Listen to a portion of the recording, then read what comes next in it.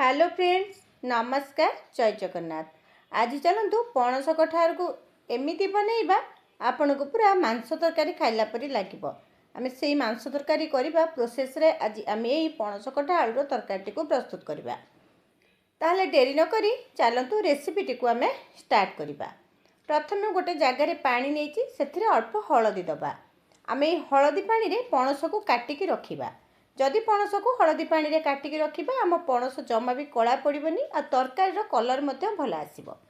एबे आमे पनिकी हो किंबा छुरी आपण जोथिरे परिबा काटिबे हाथ रे भल भाबे तेल लगे नेबे आ पनिकी रे एठी देखनु भल भाबे तेल मध्य लगे नेली।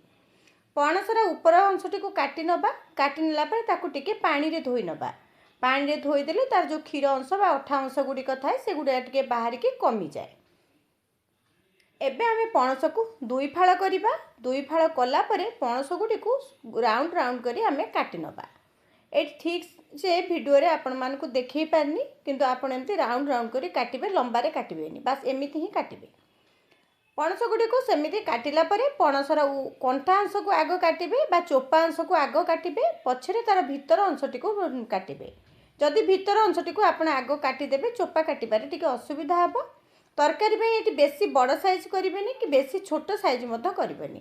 एमती मीडियम साइज रे पणस गुडी को काटिकी भल भाव हलदी पानी रे आमे ताकू मकचिकी धोई नबा। तापरे साधा पानी रे मध्य दुई थर खंडे धोई नबा। एठी मु आलू नेची, जदि छोट आलू थिबो आपण ताकू दुई खंड करनेबे। जेहेतु बड़ आलू थिला मु ताकू 4 खंड करिची। एठी प्रेशर कुकर रे पणस दबा, लूण दबा, हलदी दबा और पानी दबा। सेथिरे अल्प टिके तेल देई आमे पणस कठा को सिझेइबा। तेल टिके देले पणसर जो अठा अंश थाए सेठी आमर प्रेशर कुकर रे लागिबोनी। आ एठी मु पणसर कठा को दुईटी हुइसिल देबी कारण पणस कठाटा पूरा कसी अछि, सेतिबे दुईटी हुइसिल दबा। जदि पणस टिके पाकळ हे आसीतबो आपण गोटे हुइसिल देबे ताहाले आपणको पणसटी भल भाबे सिझिबो। पणस सिझी गलानी। एबे प्रेशर ऑटोमेटिक रिलीज होबा भितरे आमे एठी कड़ाई रे सोरिष तेल नबा। एठी गोटे बड़ साइज रो पियाज नेइची। तेल भल भाव गरम होला परे आमे पियाज को दबा।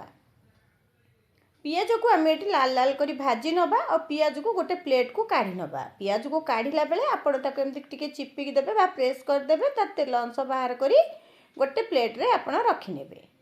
सेही बळका तेल रे आमे एबे आलू को मध्य भाजी नबा। आलू को भाजिला बेले सेथिरे अल्प टिके लूण देबे और अल्प टिके हळदी देबे। आलू टिको पूरा लाल लाल करी भाजिबे। जेमती आमे मांस तरकारी पे आलू टिको भाजे बा सेही प्रोसेस रे आलू टिको आमे एठी भाजी नबा। आलू एठी भल भाव रे भाजी गला परे आमे ता पणस कठा को देखंतु एठी मु छाणी देली। तार छाणी देले कसा अंश जो पानी गुडी थिबो बाहरी जिवो। पणस मध्ये हमर एठी ठीक सिझिची। जदि पणस आपणकर बेसी सिझी जिवो पणस कठा को आपण भाजिला बेले आपणको कड़ाई रे पूरा लागिवो आ भल भाव भाजी होबनी। तेणु करी आपण पणसर क्वालिटी देखी आपण पणस को एठी सिझेइबे। आ पणस किणिला बेले सबु बेले आपण माने जो हळदिया कलर पणस देखा जाउथिबो ताकू किणिबे। टिके नील अंशर पणस गुडीक बा ग्रीन देखा जाउथिबो पणस गुडीक टिके कसालिया लागे। तेणु करी पणस किणिला बेले आपण देखिकी किणिबे। पणस कठा भाजीला भितरे आमे एबे चलंतु मसला प्रस्तुत करिबा।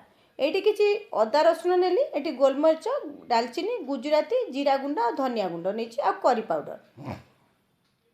एबे आमे देई दबा ग्राइंडर जार दबा। सेतर अल्प टिके पानी देई ताकू चिकन भाबरे में बाटिके मसला प्रस्तुत करिबा। ता भितरे पणस कठा भाजी हे गलानी। आमे एबे पणस कठा को गोटे प्लेट को काढी नबा। सेही बळका तेल रे मु अल्प टिके तेल देबी।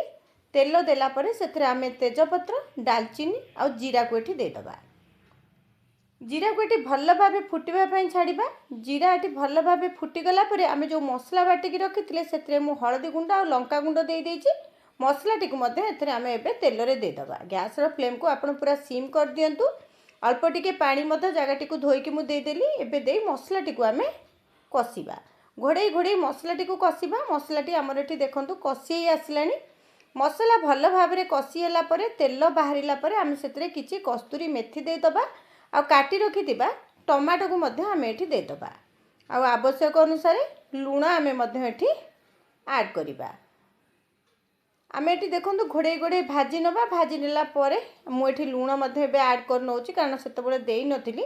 लूण देई मसला टी को आमे भल भाबे कसिबा। आ ता भितरे एठी देखंतु मु टिके चिकन मसला देली ଆପଣ ଚାହିଁଲେ ଏଠି ମଟନ ମସଲା ଟିକେ ମଧ୍ୟ ଆଡ୍ କରିବେ, କାରଣ ଏଇ ପଣସ କଠାର ସ୍ୱାଦଟା ପୁରା ମାଂସ ତରକାରୀ ପରି ଆଣିବା ପାଇଁ ଆମକୁ ଟିକେ ମସଲା ଗୁଣ୍ଡର ବ୍ୟବହାର ନିହାତି ଦରକାର।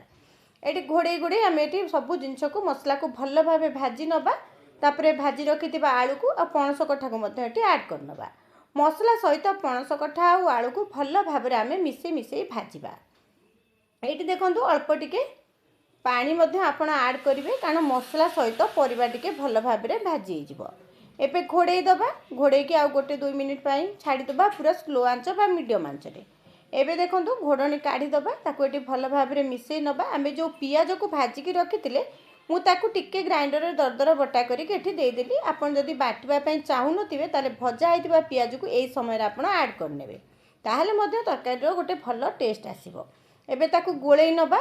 ଗୋଳେଇ ନେଲା ପରେ ଆମେ ଏବେ ଆବଶ୍ୟକ ଅନୁସାରେ ପାଣି ଦେବା। ଏଠି ମୁଁ ଆଉ ଟିକେ ଘୋଡ଼େଇ ନେଉଛି 1 ମିନିଟ୍ ପାଇଁ। ଘୋଡ଼େଇ ନେଲା ପରେ ଆମେ ସେଠି ଆବଶ୍ୟକ ଅନୁସାରେ ପାଣି ମଧ୍ୟ ଆଡ୍ କରିନେବା। ପାଣି ଦେଇ ତାକୁ ଭଲ ଭାବରେ ଗୋଳେଇ ନେବା। ଗୋଳେଇଲା ପରେ ଆମେ ପୁଣି ଘୋଡ଼ଣୀ ଦେଇଦେବା ଆଉ ଏଠି ସବୁ ଜିନିଷକୁ ଟିକେ ଭଲ ଭାବେ 5-7 ମିନିଟ୍ ଫୁଟିବା ପାଇଁ ଛାଡ଼ିବା। ଯେହେତୁ ପଣସ କଠା ସିଝିଛି, ଆଳୁ ମଧ୍ୟ ଆମେ ଛାଣି ନେଇଥିଲେ, ସବୁ ଜିନିଷ ଏଠି ଭଲ ଭାବେ ସିଝି ଯାଇଥିବ। ଏଠି ଦେଖନ୍ତୁ ମୁଁ ଆଳୁକୁ ଟିକେ ଦେଖି ନେଉଛି, କାରଣ ପ୍ରେସର କୁକରରେ ଯେହେତୁ ଆମେ ପଣସ ସିଝେଇଥିଲେ ସେ ପଣସ ମଧ୍ୟ ଭଲ ଭାବେ ସିଝି ଯାଇଛି। ଏବେ ଆଳୁଟି ଦେଖନ୍ତୁ, ଆଳୁଟି ମଧ୍ୟ ଆମର ଏଠି ସିଝି ଯାଇଛି। ଲାଷ୍ଟରେ କିଛି ଗରମ ମସଲା ଆମେ ଆଡ୍ କରିଦେବା। ଆପଣ ଏଇ ପ୍ରୋସେସରେ ପିଆଜ ଭାଜିକି ଟିକେ ଦେଇକି ଏ ପଣସ କଠାର ତରକାରୀଟିକୁ ପ୍ରସ୍ତୁତ କରନ୍ତୁ। ଆଉ କେମିତି ଲାଗିଲା କମେଣ୍ଟ କରିବା ପାଇଁ ଜମାରୁ ବି ଭୁଲିବେନି। ଲାଷ୍ଟରେ ଏଠି ଦେଖନ୍ତୁ ମୁଁ ଟିକେ ଗରମ ମସଲା ଦେଇଦେଲି। ଆପଣ ଏଇ ପ୍ରୋସେସରେ ଯଦି ପଣସ କଠା ତରକାରୀ ପ୍ରସ୍ତୁତ କରିବେ, ଆପଣଙ୍କୁ ଖାଇଲା ବେଳେ ପୁରା ମାଂସ ତରକାରୀ ଭଳିଆ ଟେଷ୍ଟ ଟିକେ ଆସିବ ଆଉ ଖାଇବା ପାଇଁ ମଧ୍ୟ ଟିକେ ଭଲ ଲାଗିବ। କାରଣ ରୋଷେଇ କରିବାର ପ୍ରୋସେସ୍ ଯଦି ଟିକେ ବଦଳିଯାଏ ତାହେଲେ ମଧ୍ୟ ରେସିପିଟି ବହୁତ ଭଲ ଲାଗେ।